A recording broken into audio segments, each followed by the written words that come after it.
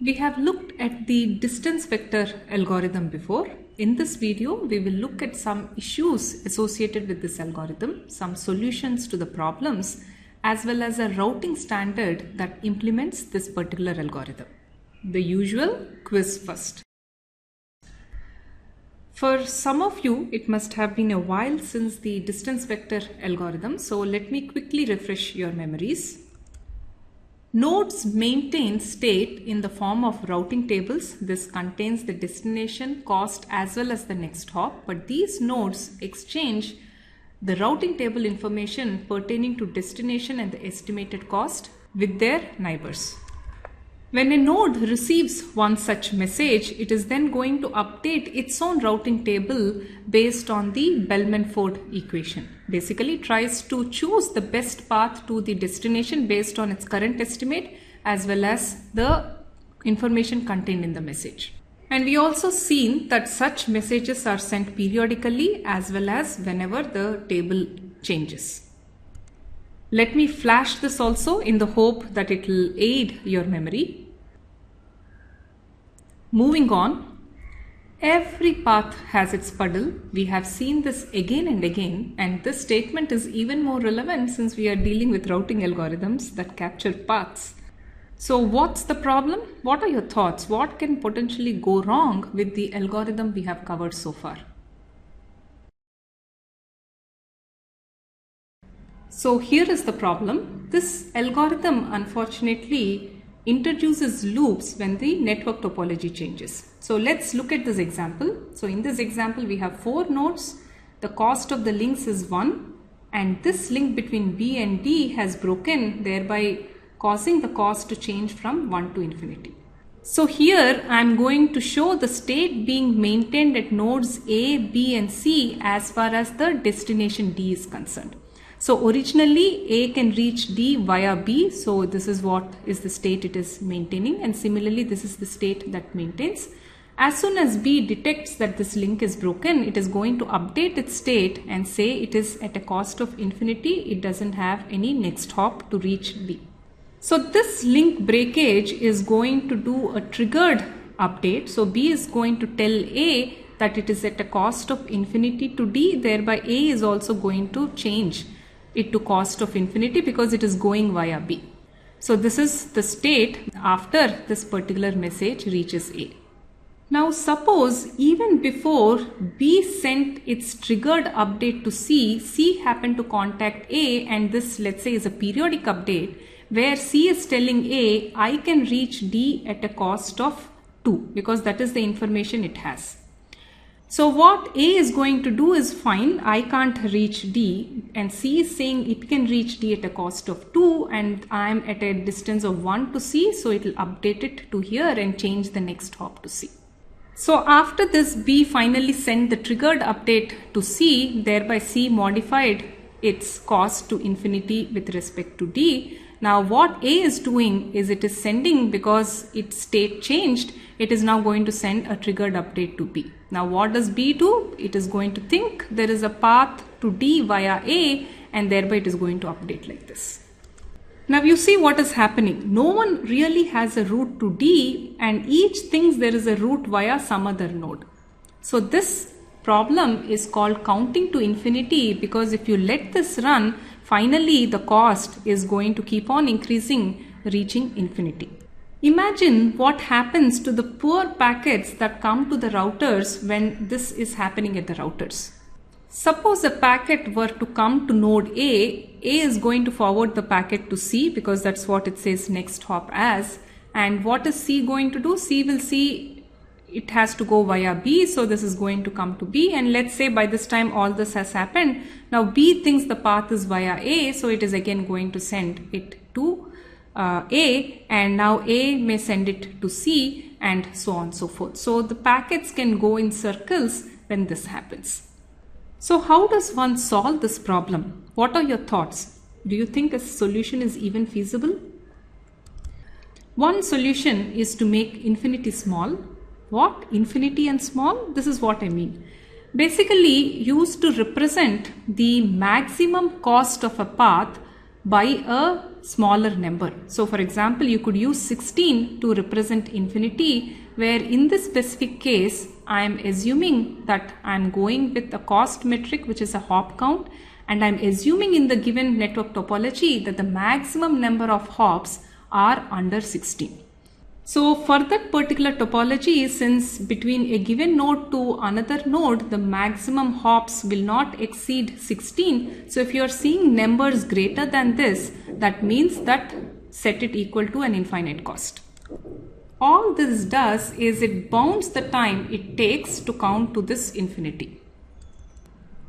Another approach that is typically used is split horizon. Don't send routes learned from a neighbor back to it. Again, let's look at this specific example. Suppose B to C link has failed and earlier its cost was 1.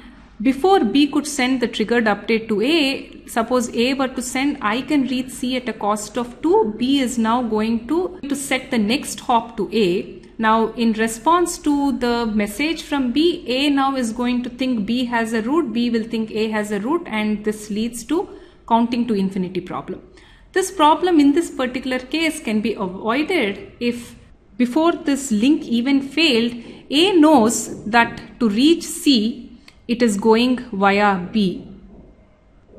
So this is the destination, this is the next hop, and the cost is equal to 2. So since it learned about this information from B, this information A is not going to send to B. So in other words, the routing table update that A sends will not have an entry corresponding to C. An even stricter constraint is to do split horizon with Poisson reverse, where in this case, you send routes learned from a neighbor back to it, but you set to infinite cost. In the same example earlier, A did not even mention about C, whereas in this case, A will mention about C, but it will say I can reach C at an infinite cost. And this is what it is going to send only to B because it learnt about reaching C via B. But it may say to some other node that to reach C, I am at a cost of 2. This it could send, for example, to some other node D. But to B, it will send this because it learned this information from B. Now you must be wondering, what is the difference between split horizon with and without Poisson reverse? Poisson reverse can help in certain specific situations. Again, let me give an example. If I were to ask you to come up with this example, I think you'll have a really hard time, so pay attention. So this is what is happening. Suppose A and B are connected by a link which is extremely slow, whereas these links ACCB are very fast links. And let's also assume that originally A is reaching D via ACD and B is also reaching D via this. Now suppose this link were to fail and C is going to send a triggered update saying that I can reach D at a cost of infinity. So this is going to be sent over these fast links. But just before that happened, let's say A sent a periodic update to B and B sent a periodic update to A, but this is still traveling over this extremely slow link. So what happens is A is now going to set that on receiving this triggered update, A will set that it can reach D at a cost of infinity because it's going via C, and similarly B is also going to set that it cannot reach D via C, thereby it will set it equal to a cost of infinity. Now these periodic updates that were sent by A and B before they learnt from C about the status of D are going to slowly reach B, and once they reach, now that they have set D is equal to infinity and A is saying it can reach at a cost of 2, it is now B is now going to think that it can reach D via A, and similarly A is going to think that it can reach D via B. So each thinks it can reach via D with each other.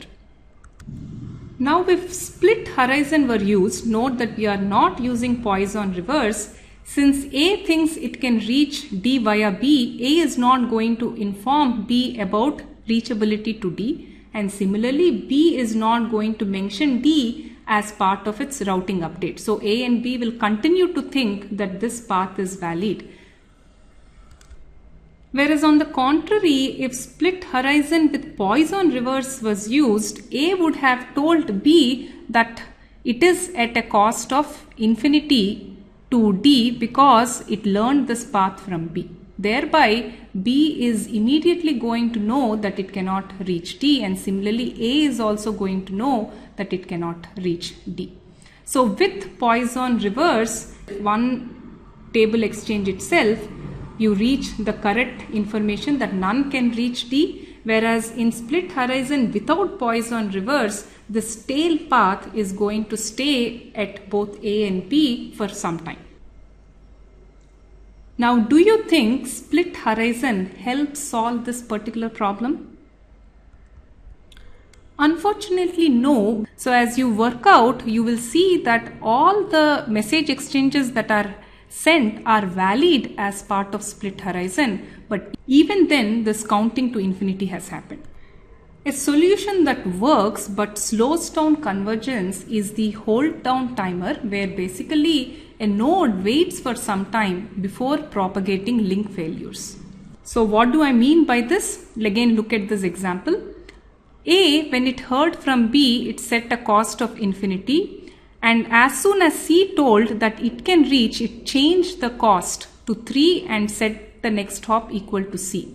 When you are implementing hold down, since A has just heard about a cost of infinity to a specific destination, it is not going to act on this particular message. It will wait for some time. And hopefully what would have happened is then B would have told C, and C would have set it equal to infinity, and C would have told A also that it cannot reach. By this time, things would have converged. But the problem with this is because now you are waiting before you are propagating your changes in your routing table, it slows down the convergence of the algorithm. There is another method to avoid this looping problem, that is path vector routing, a variation of distance vector. So in path vector, what you do is whenever you send your routing table information to your neighbors, you just don't send the cost, but you also send the entire path to the particular destination. Now, how does this help? Suppose A is reaching destination D via B. So when A sends a routing message information, it will say I can reach D via some cost, and the path I am taking is basically A, B, C, D. Now B, for example, if something had gone wrong and it is not able to reach D, let's say this link has failed, it knows not to use this path, advertisement from A, because it sees itself as part of the path. Thereby it is not going to act on this particular message from A. So great idea, it avoids the looping problem, but what is the drawback of this approach? Basically too much overhead. Now the information that you have to pass has to have this entire path information, and this takes up many bytes.